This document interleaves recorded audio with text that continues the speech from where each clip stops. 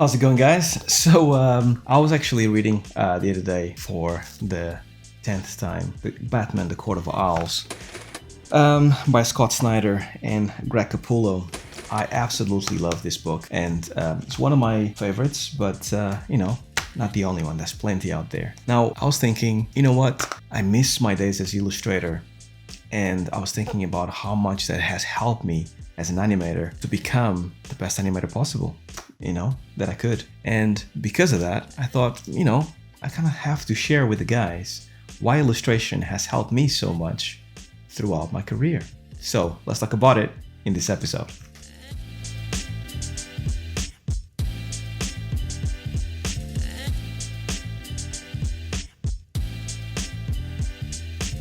All right, so welcome, guys. I hope you guys had a great week. My name is Harvey Newman. I'm an animation director by day, do these videos at night, and I like to share my passion for animation here with all of you. Now, illustration has been something very dear to me, and I used to illustrate comics way back in the day, and I stopped when I was in my early 20s, and I started animating. And then I never looked back. But the work that I've done up to when I was early 20s was really useful. And I didn't know how useful that was going to be until later when I started becoming a professional animator. Now, illustration is very, very important for animation, but it's not necessary. Now, I've done a video a few months ago, I should say, about the top 5 or top 10 myths debunked of animation. And in one of them is basically, do I need to know illustration to be an animator? And, nowadays, because of 3D, you really don't. Back in the day when the Nine Old Men, when movies were illustrated, Lion King and Tarzan and all these other movies that are wonderful, one of the first things that Disney would look at in order to hire animators were how good of a draftsman is this person, right? If they had talent illustrating, then they would actually bring them in and then teach them animation. I thought that was an amazing idea, but I do think that animation is much more accessible now, because now you can actually just fire up the computer, open Maya, and then start setting keyframes here and there and moving balls and moving objects around. So I think it's much more accessible. So I think the day that we are nowadays for animators out there, it's much better and much more accessible. Now, illustration doesn't stop to be useful for animators just because we're doing in 3D. You still need to know at least the very basics of what makes a good silhouette from a bad silhouette, right? A strong pose from a weak pose. And this is basically what I kind of took the most from illustration, because what I wanted to be as a young boy, 14-year-old me, was a comic illustrator.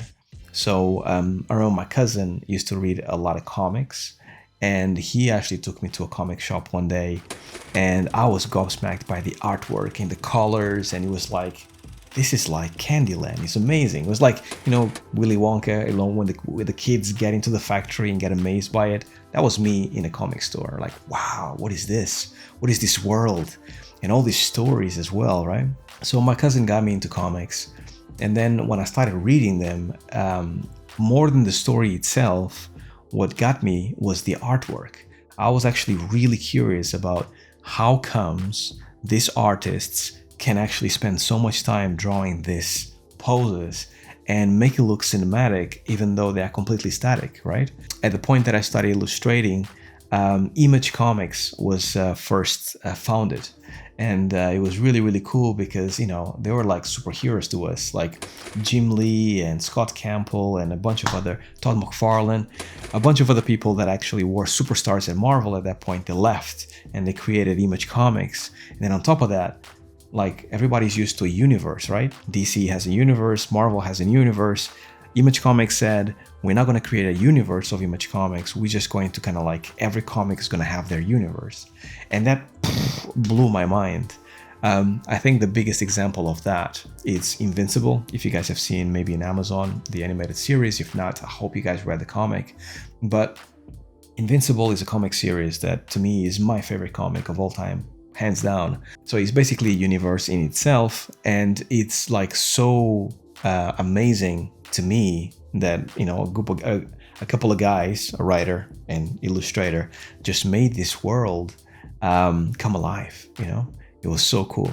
Anyways, I digress. What I wanted to say is this: I spend a lot of time trying to be an illustrator, and because of that, a comic illustrator more specifically, and because of that, I was studying some of the best comic illustrators that I knew at the time, which was Scott Campbell, and obviously the guy that illustrated this, Greg Capullo. He's awesome.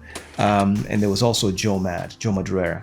The three of them were like super influential on me, and every single pose that they had was a story, right? And you could tell that it could push the poses. You could tell that they were actually making the most out of whatever it is. If it was like a fight scene with a sword, that pose with a sword about to slash somebody had to be the most epic, awesome pose ever, right? So if you actually add that sequentially, it became the most awesome fight ever. Same thing with Danger Girl from Scott Campbell. That was very cinematic in the way that was put together. So like me analyzing those comics, me being in awe of those comics and really seeing that these guys were like really squeezing the most out of a pose to tell a story, made me really inspired to try to do the same. So I spent a good 10 years or so, since I was 14 until I was 24 or so, just illustrating, right? Try to be like them, try to actually kind of like create my own style, try to kind of like illustrate as much as possible. I didn't make it to actually be a comic illustrator. I did like apply to a few studios, but it didn't really happen for one reason or the other. But I found animation instead in my early 20s, and I'm super glad I did, right? Because I wouldn't be here talking to you guys if I hadn't. But the best thing about it is that because I spent so much time trying to study poses and squeeze the most out of a pose, it's kind of ingrained in my brain that as an animator, when I'm setting my main poses, when I'm setting my golden poses, they need to be like the comics used to be, right? Like squeeze as much of a pose as possible, sculpt the pose as much as possible to make sure that if this was a comic and this was just one little square, that you could tell the story just with that one pose, and then go ahead and set another. And eventually you have enough that you can tell a story and you can press play and your animation looks amazing. And this is ultimately why you need to at least know what makes a good illustration from a bad illustration. You don't necessarily need to be a good draftsman, but you need to at least practice, try, and grab an iPad, grab a pen, grab a paper. Whenever you see an image or a comic or a painting or whatever rocks your boat that is actually really good to you, that you kind of connect with you, that you go, wow, this was really cool. Bring out the sketchpad and then try to copy it, right? Because what happens is, and this is how I spent most of my youth, is that the slow process of you having to stroke a pen on a piece of paper as you're trying to copy something, it means that it sticks to your mind like nothing else. And it also means that you're thinking through that pose. Every single stroke that you give is intentional, and you're thinking through whatever you're doing right now. And if it's a good pose, it means that you are thinking, why is this a good pose and why is this so in tune with what I'm feeling right now, right? So this is basically why it's so good for you guys, even if you don't want to illustrate, for you guys to at least try to get a sense of why this thing, whatever it is in whatever medium, is so in tune with what you feel right now. It could be anime, for example, it could be film, whatever it is, try and kind of like draw it over, right? And it's a good practice for your reference as well. Because later on, as you're taking reference of whatever shot you're gonna animate, like if you draw over your reference, even if it's yourself acting, you will be thinking through your reference, through your poses, and why this pose is my main pose, my golden pose, right?